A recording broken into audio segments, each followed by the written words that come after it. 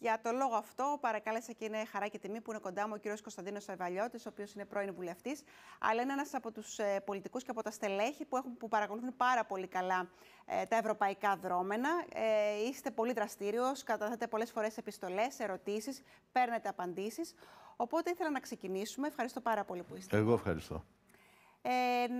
Να πιάσουμε λίγο πρώτα με τα ευρωτουρκικά, διότι έχουμε εξελίξεις. Η Τουρκία μέχρι στιγμής δεν έχει καταθέσει αίτηση για να συμπεριληφθεί στο πρόγραμμα SAFE. Θυμίζουμε το πρόγραμμα SAFE, σε αυτό το πρόγραμμα έχει βάλει έναν όρο ο Πρωθυπουργός ότι θα πρέπει να άρει την απόφαση της τουρκικής εθνοσυνέλευσης για το casus belli προκειμένου να ενταχθεί στο πρόγραμμα SAFE η Τουρκία. Δεν έχει συμβεί λοιπόν μέχρι στιγμής αυτό. Ήθελα λοιπόν να ρωτήσω ποια είναι η εκτίμησή σας και πώς βλέπουν και οι Βρυξέλλες την προοπτική της ένταξης της Τουρκίας στο πρόγραμμα αυτό. Λοιπόν, καταρχάς να πούμε ότι έχουμε ερίσματα στις Βρυξέλλες, στους ευρωβουλευτές, στους επιτρόπους. Κάνουνε τίποτα. Ό,τι βλέπετε, εσείς είστε διπλωματική συντάξη από τις, νομίζω, η πιο έγκυρη στην Ελλάδα. Ό,τι βλέπετε από ευρωβουλευτές και επιτρόπους, βλέπει όλος ο κόσμος. Έχουν όλοι παράπονα. Δεν μιλάμε για ακραίες περιπτώσεις τύπου φηδεία στην Κύπρο. Μιλάμε για τους δικούς μας οι οποίοι είναι υποτονικοί. Λοιπόν, εμείς όμως δεν είμαστε υποτονικοί.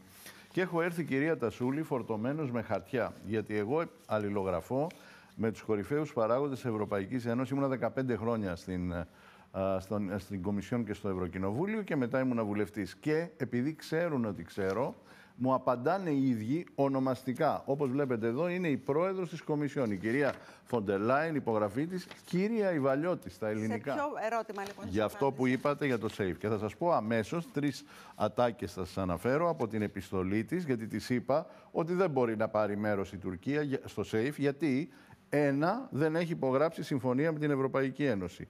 2.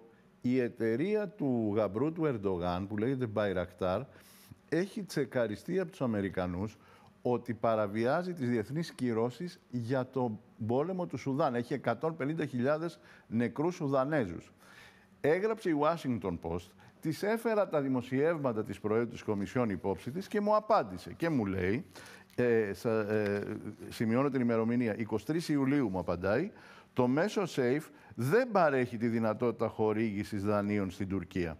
Μόνο στα κράτη-μέλη της Ευρωπαϊκής Ένωσης, έτσι. Δεύτερον, οι ανάδοχοι και οι υπεργολάβοι δεν θα πρέπει να υπόκεινται σε έλεγχο από τρίτη χώρα. Την Τουρκία φωτογραφίζει η κυρία Φοντερ Λάιεν. Θέλω να πω ότι όταν ξέρεις τι της λες, σου απαντάει επί του θέματος. Μου απαντάει πάντα ευγενικά και στα ελληνικά και επί του θέματος η κυρία Φοντερ Λάιεν. Εγώ δεν έχω κανένα παράπονο. Η απάντησή της θα μπορεί να είναι ένα πολύ καλό επιχείρημα όταν και εφόσον κάνει κάποιο αίτημα η Τουρκία για το πρόγραμμα SAFE, η Ελλάδα, η κυβέρνηση, η χώρα μας ή οποιοδήποτε θέλει, να μπορεί να επικαλεστεί την απάντηση που έχει δώσει σε εσάς η κυρία Φοντερ Λάιεν για να αποτραπεί, να ενταχθεί η Τουρκία στο πρόγραμμα SAFE, χωρίς προηγουμένως ενδεχομένως να έχει αποφασιστεί να άρει την απόφαση του casus belli από την Τουρκία. Όπως το είπατε, είναι αυτή την απάντηση την έχω στείλει στη γραμματεία του Πρωθυπουργού.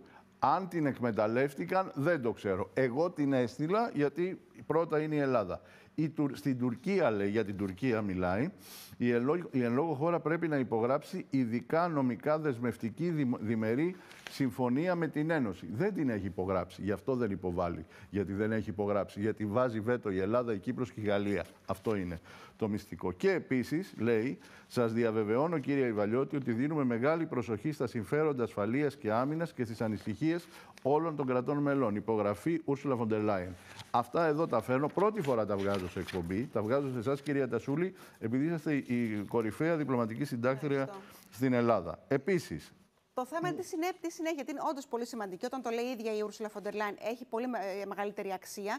Από εδώ και πέρα, πώς εμείς μπορούμε να το αξιοποιήσουμε αυτό και σε ευρωπαϊκά φόρα και στα think tank που εσείς συμμετέχετε, πώς μπορούμε να το εκμεταλλευτούμε για να δυναμώσει ενδεχομένως η φωνή της Ελλάδας απέναντι στις παράλογες τουρκικές αιτιάσεις και στις μαξιμαλιστικές θέσεις που κατά καιρούς εκφράζει. Πολύ σωστά. Έκανα λοιπόν αμέσως αναφορά στην Επιτροπή Αναφορών της Ευρωβουλής με βάση αυτά που μου είπε η κυρία Φοντερ Λάιεν.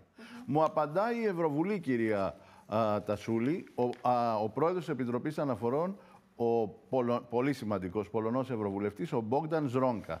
και μου λέει ότι η Τουρκία δεν μπορεί να μετάσχει στο SAFE. Παιδιά, είναι αλυσίδα. Είναι όπως το ποδήλατο. Ξέρεις, αν αρχίσεις τα πετάλια, μπορείς να τρέχεις και να τους κάνεις να τρέχουν. Μα και ο Πολωνός δεν θα μπορούσε να διαφοροποιηθεί από τη θέση που σας έδωσε νωρίτερα η Ούρσουλα, από τη στιγμή που υπάρχει ομοφωνία σε τέτοιες βασικές θέσεις. Άρα τα θέματα, όταν τίθενται σωστά και οι ερωτήσεις είναι συγκεκριμένες, υποχρεούται ο κάθε επίτροπος να απαντάει στη βάση της θέσης που έχει εκφράσει η πρόεδρος της Κομισιόν. Και μου λέει ο Πολωνός, αυτό που λέτε είναι πολύ σωστά, δεν μπορεί να μετάσχει η Τουρκία, δεν έχει συνάψει διεθνή συμφωνία, αυτό που είπατε πριν. Οι συμφωνίες αυτές πρέπει να διασφαλίζουν ότι δεν υπάρχει σύγκρουση με τα συμφέροντα της κοινής εξωτερικής πολιτικής και πολιτικής άμυνας. Κυρία Τασούλη, τέλειωσε το SAFE για την Τουρκία, έχει τελειώσει. Αυτό που πρέπει να κάνει ο Πρωθυπουργός είναι να επικαλείται, εσείς το καταλαβαίνετε γιατί το ξέρετε, να επικαλείται το ότι είναι στο στόχαστρο των Αμερικανών η εταιρεία του γαμπρού του Ερντογάν, η οποία έχει αγοράσει την Piaggio. Προσέξτε ότι η εταιρεία του γαμπρού του Ερντογάν, η Bayraktar, ξέρετε, χειραψίες με τη Μελώνη, τα είδατε.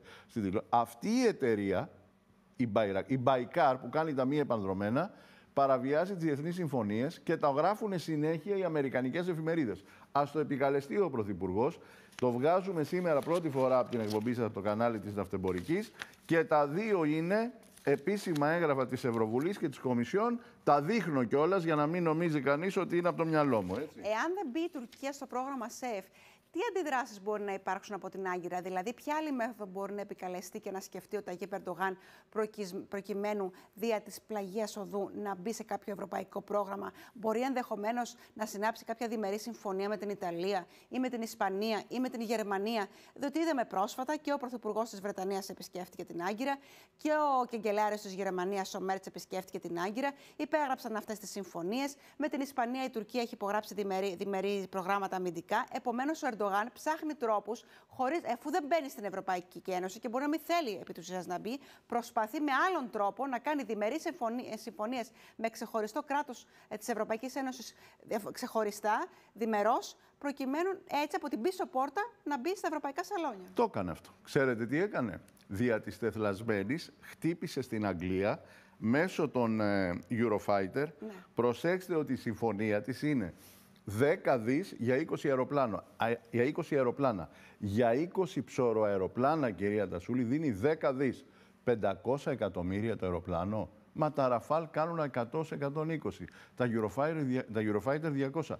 500 το ένα αεροπλάνο. Ξέρετε τι κρύβεται από πίσω? Οι κινητήρες για αυτό το ερείπιο που είχε κάνει ένα αεροπλάνο, υποτίθεται, ένα κέλυφος.